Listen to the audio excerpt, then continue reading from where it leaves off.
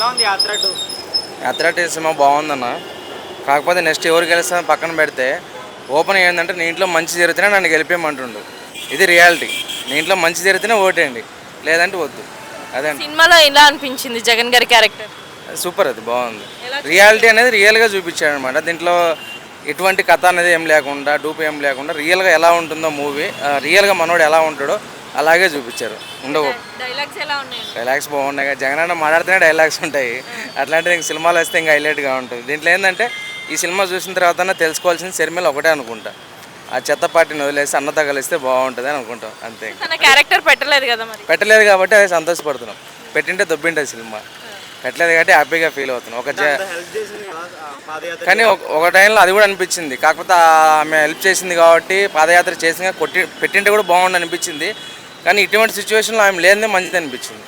ఇప్పుడు అన్నకి opposition party లాగా వెళ్ళిపోయేసి మాట్లాడుతుంది కాబట్టి పెట్టదే మంచిది అనిపించింది. కాకపోతే ఒక విధంగా ఆ అమ్మాయి వల్లే గెలిచింది కూడా, ఓపెన్గా చెప్పాలి. కొంచెం ఎమోషనల్ ఉంది అంటున్నారు కదా. చాలా ఎమోషనల్గా ఉంది. నేను కూడా ఏడ్చాను మళ్ళీ, ఏడ్చాను. నేను కూడా రాజశేఖర రెడ్డి చనిపోయినప్పుడు ఏడ్చా, మళ్ళీ రియల్ కూడా ఏడ్చాను. చూపించారా?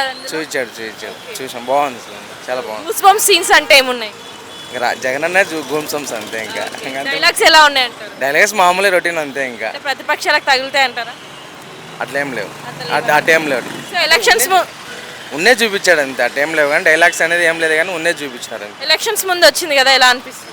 నేను ఒకటే చెప్తానమ్మా, ఎలక్షన్ ముందు ఎలక్షన్ తర్వాత అనేది కాదు. కానీ నేను ఒకటే చెప్తాను, ఫస్ట్ నుంచి చెప్పేదే కదా, నీకు నమ్మి నీకు మంచి జరిగితేనే ఓటేయమంటుండు, అంతమించి ఇంకేం లేదు. అదే నేను చెప్పాల్సింది అంతే, ఇంకేం.